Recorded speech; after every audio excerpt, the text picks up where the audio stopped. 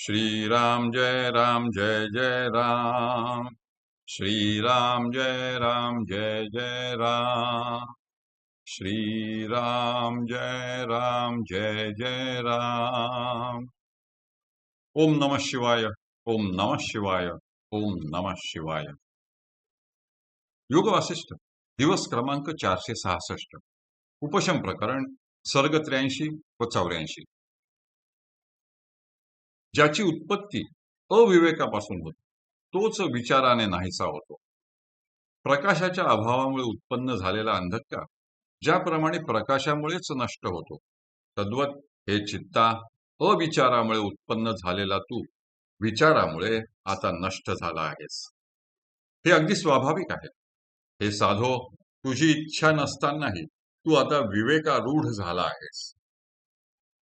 आत्मभिन्न अशा तुझ्या स्वरूपाचा सर्व बाजूंनी झालेला हा नाश तुझ्या सुखालाच कारणीभूत झालेला आहे। यास्तव सिद्धांत आणि युक्ती यांच्या योगाने तुझे स्वरूप आत्म्याहून पृथक नाही असा मी निर्णय केला आहे।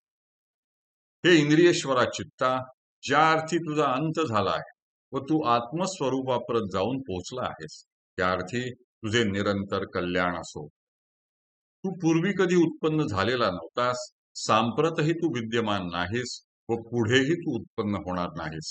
यास्तव हे मना, तुझे सर्वदा कल्याण असो। मी सर्वतोपरी निर्वाण स्थितीप्रत जाऊन पोहोचलो आहे, शांत झालो आहे व संतापशून्य झालो आहे। हे माझे मोठे भाग्यच म्हटले पाहिजे। मी आता तूर्य रूपी स्वात्मपदाच्या ठिकाणी स्थित झालो आहे। या संसारामध्ये असद्रूप अशा चित्ताची स्थिती केव्हाच नाही, तर आत्म्या वाचून दुसरे काहीही विद्यमान नसल्यामुळे तो आत्माच मी आहे।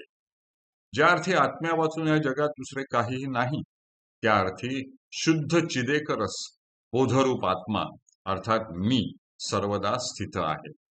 त्या निर्मल चिदात्म्यामध्ये मी आत्मा आहे ही कल्पना देखील संकुचित असल्यामुळे तिला तरी अवकाश कोठून मिळणार। यास्तव मी आत्मा आहे या द्वैत कल्पनेचाही उच्चार न करता ज्याप्रमाणे तरंग जलाशी तद्रूप होतो, त्याप्रमाणे मी मौन धारण करून आपल्या चिदात्म स्वरूपाच्या ठिकाणी स्थित झालो आहे। सारांश म्हणजे सर्व तऱ्हेच्या वासना शांत झालेला, जडांश वर्जित, चेतांशाच्या आश्रया व्यतिरिक्त, प्राणसंचारण शून्य व भेदभाव रहित असा मी आत्म्याशी समरस होऊन मनोव्यापार रहित, निरिच्छ, मुनिवृत्ती धारण करणारा आणि शांत वृत्ती होऊन राहिलो आहे। उपशम प्रकरण सर्ग 84। वसिष्ठ म्हणाले, राघवा, याप्रमाणे निश्चय करून वासनारहित झालेला तो वीतहव्य मुनी विंध्य पर्वतावरील आपल्या पर्णकुटीमध्ये निश्चल मनाने समाधी लावून बसला।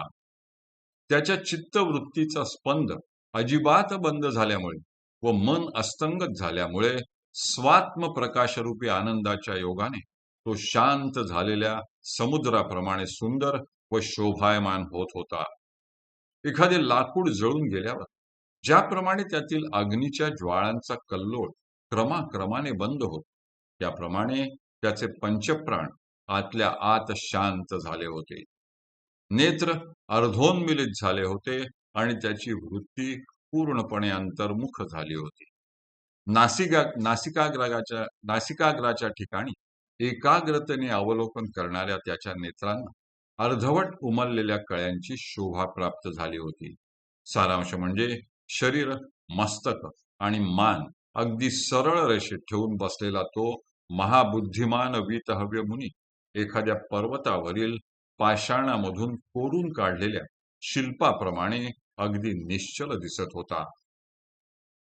अशा रीतीने विंध्य पर्वतावरील एका पाण्याच्या झऱ्या शेजारी असलेल्या त्या पर्णकुटीमध्ये तो मुनी 300 वर्षे समाधी लावून बसला होता। परंतु इतका दीर्घ काळ त्याला एका घटकेप्रमाणे गेला। जीवनमुक्त स्थितीमध्ये ध्यान लावून बसलेल्या त्या मुनीने तेवढ्या अवधीमध्ये आपल्या शरीराचा त्याग केला नाही, किंवा तो समाधीमध्ये स्थित झाला असता प्राण्यांच्या अथवा मानवांच्या संचारामुळे वा निसर्गाच्या थैमानामुळे त्याच्या समाधीचा भंग झाला नाही. ज्याप्रमाणे पाण्याच्या पृष्ठभागावर लहरी संचार करतात, त्याप्रमाणे कित्येक वर्षाकाल निघून गेल्यानंतर काही दिवसांनी वाहणाऱ्या जलप्रवाहांमुळे त्या गिरीकंदरामध्ये चिखलाचे थरावर थर साचत जाऊन त्यामध्ये तो गाडला गेला. अशा स्थितीत 300 वर्षे उलटून गेल्यावर अखेरीस समाधी व्युत्थान पाहून तो धैर्यशाली मुनी देहभानावर आला. ज्याचा प्राणवृत्तीरूपी स्पंद अत्यंत सूक्ष्म झाला होता व ज्याच्या प्राणवायूचे अभिसरण बंद पडले होते, अशा त्या मुनीचा पृथ्वीच्या उदरामध्ये अडकलेला देह लिंगदेहामध्ये प्रतिबिंबित झालेल्या संवितमुळे रक्षण केला गेला.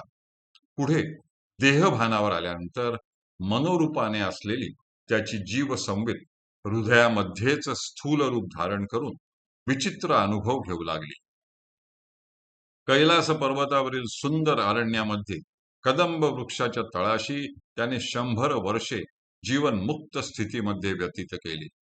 पुढे आणखी 100 वर्षे त्याने विद्याधर या नात्याने आनंदात घालविली व देव आणि चारण यांना वंद्य असलेल्या इंद्रपदाचा 5 युगेपर्यंत उपभोग घेतला.